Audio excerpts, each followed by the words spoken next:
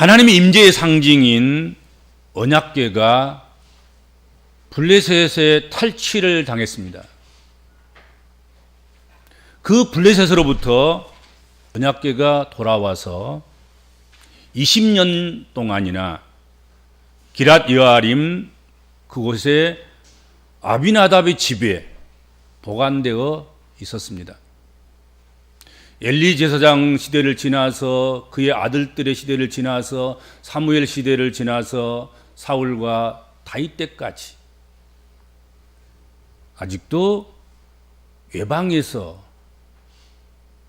그리고 하나님의 집이 아닌 민간의 집에서 언약궤가 머물고 있었습니다.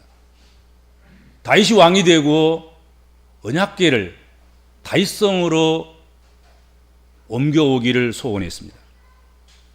그래서 온갖 준비를 다 하고 화려하게 군대를 동원하고 수레를 짓고 그래서 언약궤를 옮기려고 시도했습니다. 그런데 첫 번째 시도가 여지없이 실패로 돌아갔습니다. 언약궤를 수레에 싣고 오다가 수레가 띵으로 말미암아서 우사가 언약궤를 잡음으로 말미암아서 우사가 그 자리에서 죽는 일이 발생합니다. 그래서 언약궤를 다윗성으로 옮기지 못하고 그 근처에 오베데돔의 집으로 그렇게 임시 보관하도록 조치를 취합니다.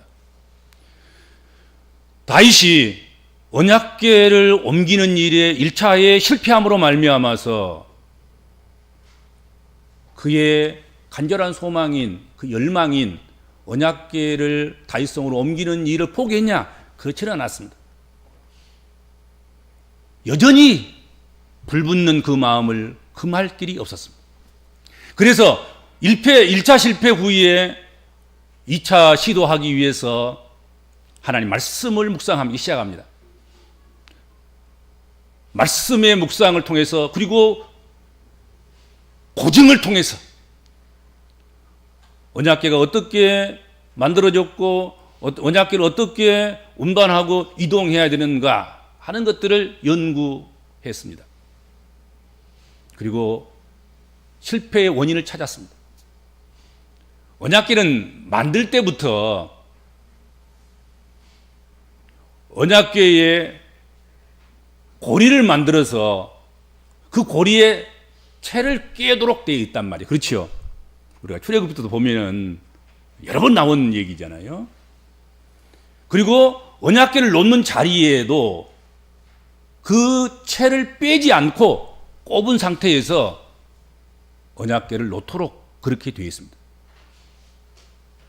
그렇게 채를 깨 놓은 것은 언약궤를 움직이는 한 발자국만 움직여도 그것은 다른 어떤 편리적인 이동수단으로 옮겨서는 안 되고 제사장들이 어깨에 메고 언약궤를 운반해야 된다 하는 것입니다. 아무리 세상이 바뀌고 도보에서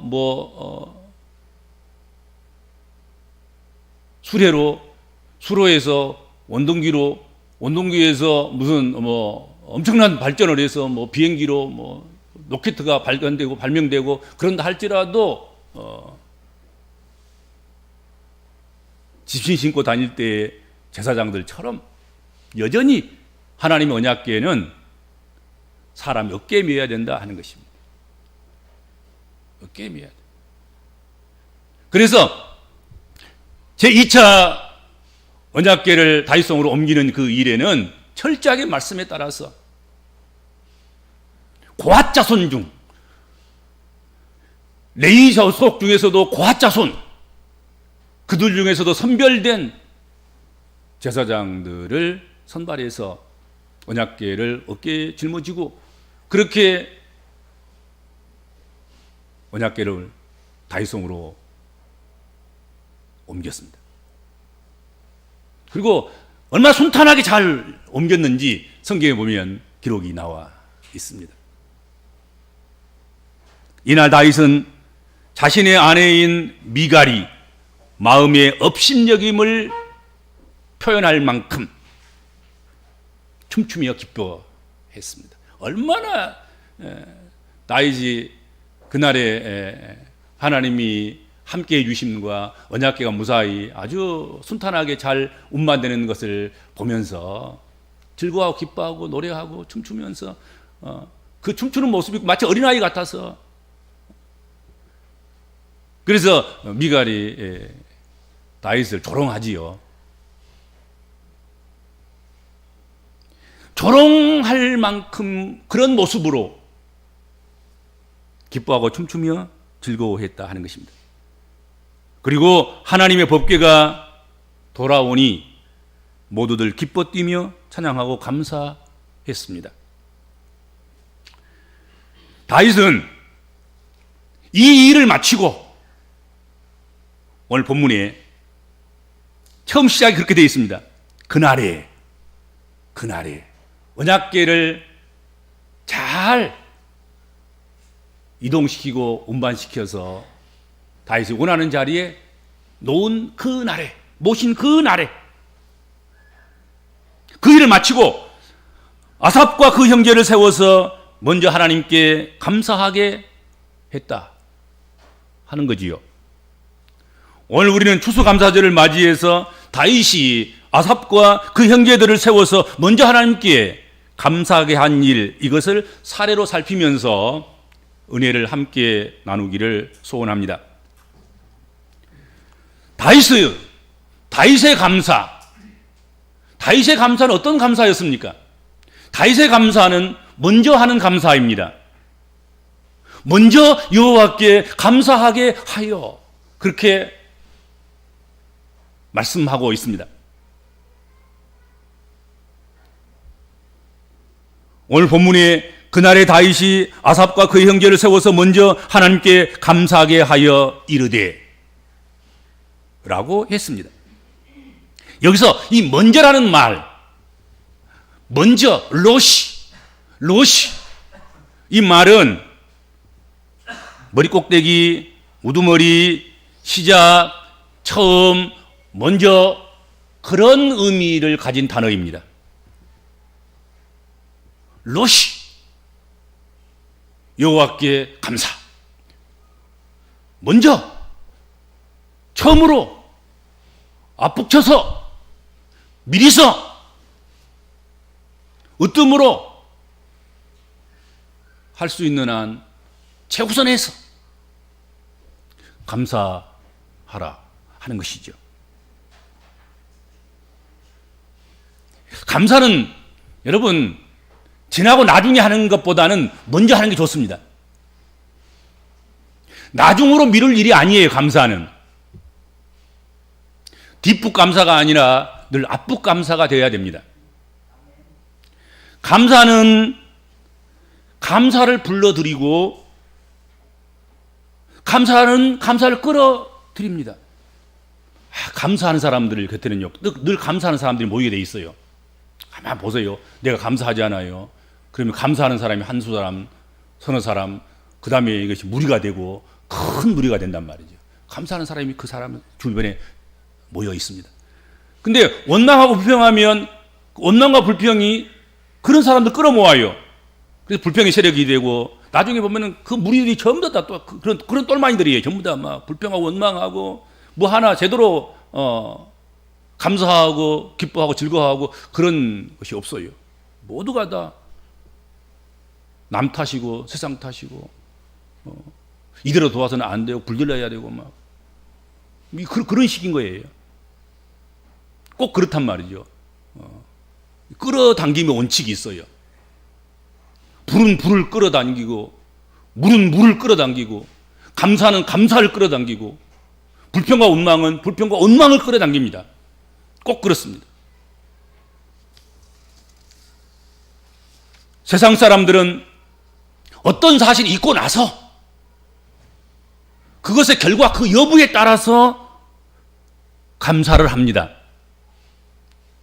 기적이나 축복을 달라고 하고 기적이나 축복을 경험해야만 감사하려고 합니다. 결과 봐서 뒷북으로 감사하겠다는 거예요. 감사할 것 없으면 안 하고, 할 것 있으면 하고, 근데 이게 여러분, 우리 판단이라는 게 이게 정확하지 않아요.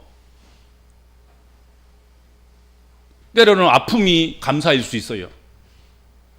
여러분, 치료 안 되는 암 같은 게 왜 치료를 못 하냐면 아프질 않아요. 고통이 없어요. 그러니까 완전히 말기까지 가도 이게 고통이 없으니까 발견을 못 하는 거예요. 알지를 못하는 거야, 이게. 그래서 이 발견하면 이미 끝나는 거예요. 근데 아주 초장부터 조금씩 아파 보세요. 아프면 병원 찾게 되는 것이고, 아프면 진단하는 것이고, 아프면 치료가 되는 것입니다. 치료 가능한 것입니다. 아픈 거 감사해야 되는 게 오히려. 지금 겨울철이잖아요. 나병 환자들 같은 경우는요, 아프질 않아요. 손목이 떨어져 나가도 여기 손목이 아프질 않습니다. 코가 떨어져 나가도 코가 아프질 않아요. 겨울철에 지금 따뜻한 물, 온수를 트는데 온도를 측량할 수가 없어요. 그래서 온도를 너무 뜨겁게 해가지고 손을 대요. 그러면 손이 또 이제 화상을 입게 되고, 아픈 거 감사해야 되는 것입니다, 여러분들. 그러니까 꼭 경험하고 결과가 좋아야만이 감사하겠다는 생각은 버리셔야 됩니다. 아직 경험하지 않아도 어떻게 보면 아픈 것 자체가 지금 어떻게 보면 감사한 거예요. 아플 수 있어야 여러분 우리가 건강도 조심하게 되고, 그 나이도 계산하게 되고, 안 아프면 항상 자기 청춘인 줄 아는 거야.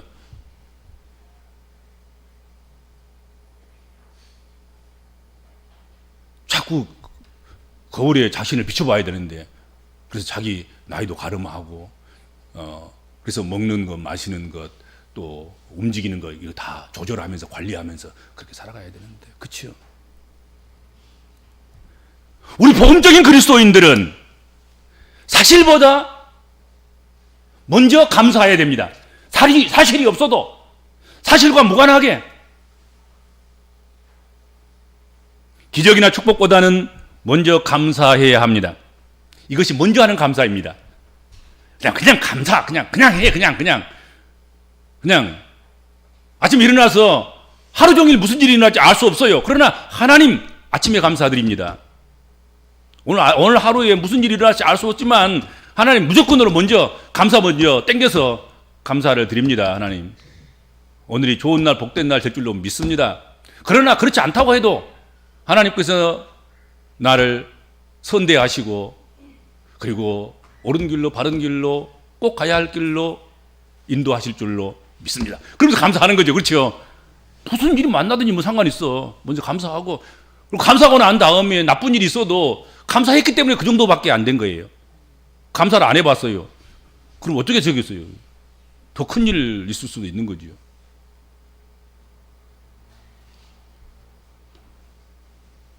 그리스도인의 감사는 먼저 하는 감사입니다. 그리스도인 부모가 먼저 감사해야 됩니다. 그 뒷모습을 보고 다른 이들도 감사하게 되고, 자녀들도 감사의 자녀로 자라게 될 것입니다. 내가 다시 자녀를 키운다 그러면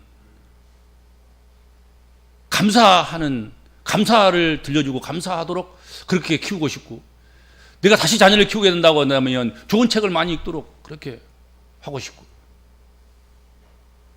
다 먹는 대로 나오거든.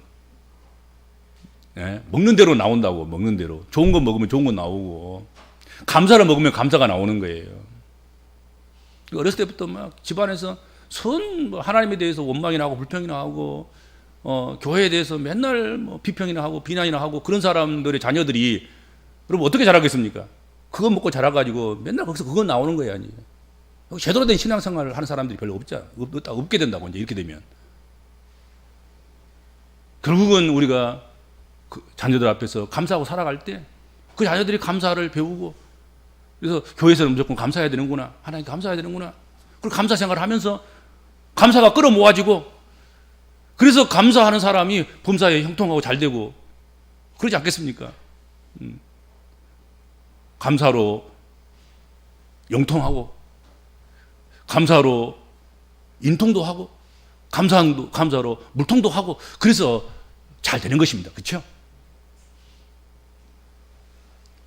다윗은 먼저 여호와께 감사하는 방법을 오늘 본문을 통해서 몇 가지로 알려주고 있습니다. 첫째로 여호와를 노래하며 찬양하라고 말씀합니다. 먼저 감사하는데 어떻게 감사할까요? 여호와를 노래하며 찬양하고 찬송하는 것, 그것이 감사하는 것이다 이거지. 오늘 본문 9절 한번 보세요. 그에게 노래하며 그를 찬양하고 그랬습니다. 감사하면 감사하는 일을 위해서 노래하고 찬양하게 되어 있습니다. 다윗은 하나님께 감사함으로 인해서 시편 57편 7절에 보면 여호와여 내 마음이 확정되게 되고 내 마음이 확정되어 싸우니 내가 노래하고 내가 찬송하리이다 그랬습니다. 지난 주일에 우리가 말씀을 묵상했지요. 하나님께서 사무엘을 이새에게 보내셨습니다. 이새에게로 가거라. 가서 내가 할 일을 너희에게 가르치겠고, 그러면 기름불에다가 기름을 채워가지고 가서 기름을 부어라. 사무엘이 뭐라고 대답했습니까? 내가 어찌 갈 수 있습니까? 내가 가다가는 사울에게 맞아 죽습니다. 다시 말하면 못 가겠다는 얘기예요. 내가 어떻게 갈 수 있습니까? 나는 거기서 하나님 음성을 들었습니다. 내가 원하는 것, 내가 바라는 대답은 하나님, 내가 노래하며 가겠습니다. 내가 찬송하면서 가겠습니다. 하는 그 음성을 사무엘에게서 하나님께 듣기를 원하셨습니다. 그렇죠? 결국 나중에 사무엘이 그것을 깨닫고 찬송은 못하고 노래는 못하고 순종하고 가긴 했습니다만 가서 이제 다윗에게 기름을 부었지요. 그렇죠?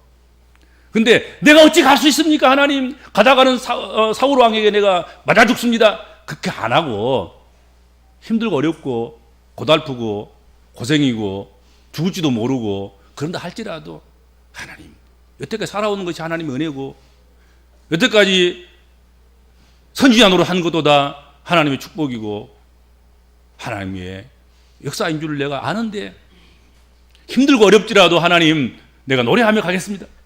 내가 찬송하며 가겠습니다. 그랬으면 얼마나 좋겠습니까? 그러면 위대한 사무엘이 됐겠죠. 그렇죠? 더 위대한, 지금도 성경적으로 보면 위대한 선지자였고 위대한 사람이었습니다만은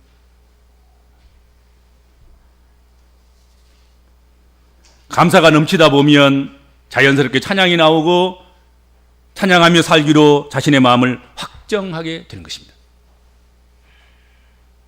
감사가 있는 사람 치고 찬송하지 않는 사람이 없어요. 그래서 그렇죠. 감사가 넘치면 가락과는 상관없어. 음률과는 상관없어. 리듬과는 상관없는 거야. 그냥 찬양이 나오는 거지. 그렇죠? 흥얼거리고 자나깨나 노래하고 그런 삶을 살게 되는 것입니다. 그렇게 마음이 확정되고 찬양하는 사람을 하나님께서는 쓰시게 되고, 하나님께 쓰시면 은사가 나타나고, 은사가 나타나면 또 감사하고 또 찬양하고, 이것이 계속해서 연결되게 되는 것입니다. 그 다음에 두 번째로 먼저 하는 감사는 어떻게 하는 것이냐?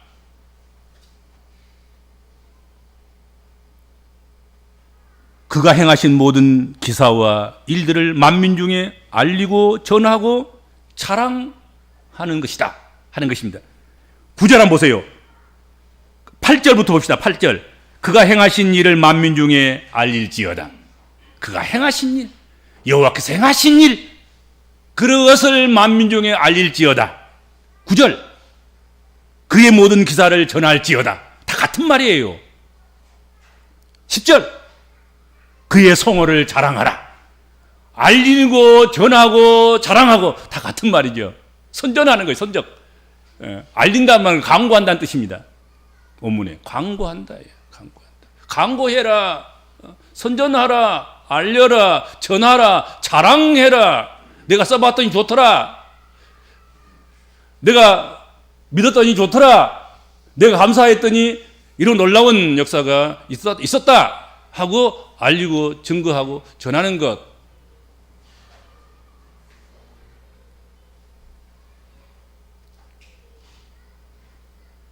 자랑은 만족하고 인정하고 확신하기 때문에 하는 것입니다.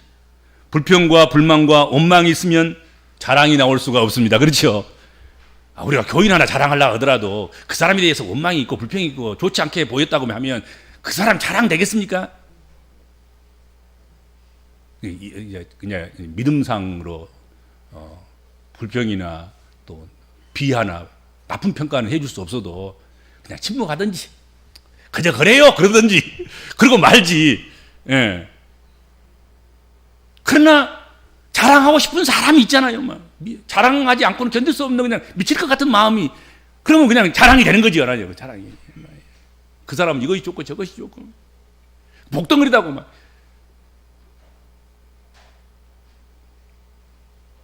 그 다음 세 번째로는 먼저 여호와께 감사를 드리는 것, 그 방법으로 여호와를 구하고 여호와를 찾고, 자 11절 보세요. 11절 여호와와 그의 능력을 구할지어다. 항상 그의 얼굴을 찾을지어다. 그렇게 말씀했습니다. 먼저 하나님께 감사하는 사람은 여호와를 구하는 자입니다. 겸손히 여호와를 구하는 거죠. 먼저 여호와를 구하는 자는 진정으로 여호와의 능력을 찾는 자입니다. 겸손히 여호와를 구하고 찾고 부르짖고 그분에게 아뢰이고 도움을 요청하면, 오늘 성경에 보면 여호와를 구하는 자마다 마음이 즐거울지로다 하고 성경은 말씀하고 있습니다. 자신을 낮추고 주님을 높일수록 더 큰 평안이 밀려오고 그리고 더 마음에 큰 기쁨이 넘치게 된다 하는 것입니다. 여러분, 천국이 100억인가요? 천국은 감사하는 데가 있는 것 같습니다. 감사하면 그것이 천국인 거예요. 내가 내 마음속에 감사가 차 있으면요, 오늘 본문에 말씀한 것처럼 네 마음이 즐겁다 이거지요. 즐거우면 천국이지. 그렇죠. 가정에서 가족들이 감사하면 가족이 천국인 거죠. 가정 천국이 되는 것이고, 교회에서도 성도들이 감사하면 얼싸안고 부둥켜 하고 즐거워하고 기뻐하는 일만 남아있잖아요. 그러면 그 교회가 천국이 되는 거란 말이에요. 그렇지 않겠습니까? 사회적으로도 그렇습니다. 사회적으로도 막 서로 막 비난하고 비평하고 한 발자국도 앞으로 나가지 못하고 서로 발목 잡기 하고, 여러분 그거 한두 번이지 이제 실물 나지 않습니까?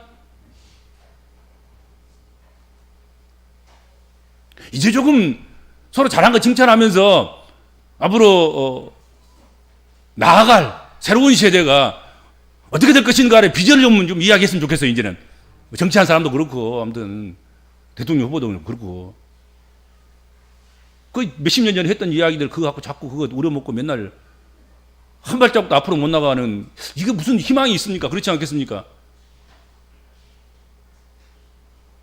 교회도 마찬가지인 거예요. 감사해야 돼요. 감사해요. 그래서 감사하는 사람이 모이고 감사하는 사람을 모여서 그것이 천국이 되게 하고,